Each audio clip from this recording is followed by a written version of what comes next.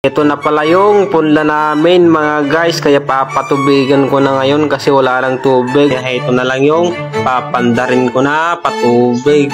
Ulan kasi na ng ulan na kasi ng ulan mga guys. After that, inikat ko na yung puligos ko na at pinapandar ko na, tapos inchok ko na at pinupuli-puligos, tapos nagandar na siya mga idol. Kinuha ko yung plywood na pang-aabong doon sa may air cleaner, baka makakasultop siya ng danom kasi nagwawarsi ng danom yung what's up na naman mga idol. Habang nagtutugaw ako dito, sabay nagkakape na din ako mga guys. Sabay tinititikan ko na naman yung karag-karag na motorsiklo ko mga idol. At pagkatapos ko pala magkape dito mga guys, pupunta na naman ako doon sa Tantalon kasi papatubigan ko yung punlaan ngayong araw mga guys. So ayun mga guys, natapos na din ako magkape dito, tapos binilhan ko muna ng kalahating litrong gasolina itong karag-karag na motorsiklo ko mga guys bago ako pumunta ng Tantalon. Kaya pagkatapos na pagkalakay ko ng gasolina mga guys, pinandar ko na itong karag-karag na motorsiklo ko mga idol.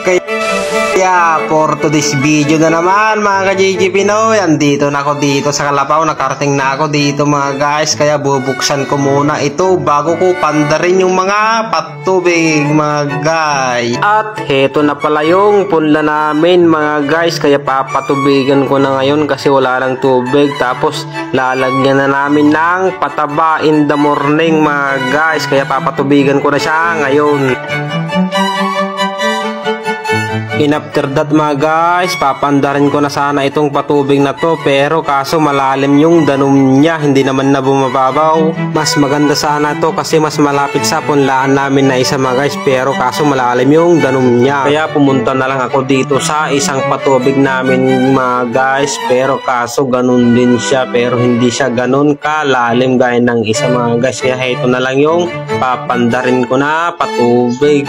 Ulan kasi na ng ulan na kasi ng ulan mga guys. After that, inikat ko na yung abong ng makina dito mga idol. Todo kasi nga ng ulan na kasi ng ulan mga guys, hindi na, kaya rumabaw na yung ubog, kaya di na tapos inala ko na yung makina, tapos inshoot ko na dun, tapos pinulipuligos ko na at pinapandar ko na, tapos inchok ko na at pinupulipuligos, tapos nagandar na siya mga idol. After that, iminor ko na yung regulasyon niya mga guys, tapos iminor ko basit. After that mga guys, inala ko na yung pambol niya at inkabel ko na dun sa nagtatayik na makina sa may pulya niya. Tapos nangalan ako ng ninis dito at panghahawakan dito sa may panghahawakan ko dito sa may pambol niya para panghahawakan ko dun sa pambol niya, ikakabil ko dito sa isang pulya dun sa yun, naikabil na mga idol mga guys. And after that, nagwawarsi na siya ng danom at dinidigos niya yung makina. Kaya kinuha ko yung plywood na pang-aabong doon sa may air cleaner, baka makakasultop siya ng danom kasi nagwawarsi ng danom yung pambulot niya doon sa may makina mga guys.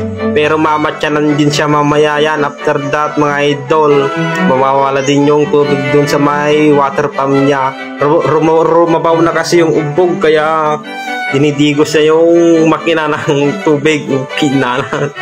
And after that mga guys, at heto na yung galing doon sa baba na patubig mga guys. Tapos inala ko na yung isang hose doon sa isang patubig, kaya inilagay ko dito sa isa para mas madaling mapadanuman itong pagbunubunan namin mga idol. After that, na mapandar ko yung patubig dito sa may punlaan mga guys, kaya after that, winawasingan ko na itong kuliglig na pinangbasag namin kahapon mga guys, kasi gagamitin yung boss namin na pambibili daw ng pataba na ipapataba namin dito doon sa may punlaan mga guys. Kaya maraming salamat na naman mga idol, mga ka-JJ Pinoy, sa panonood sa mga walang kwentang video natin today. Thanks for watching at sana supportahan nyo ako mga idol. God bless po.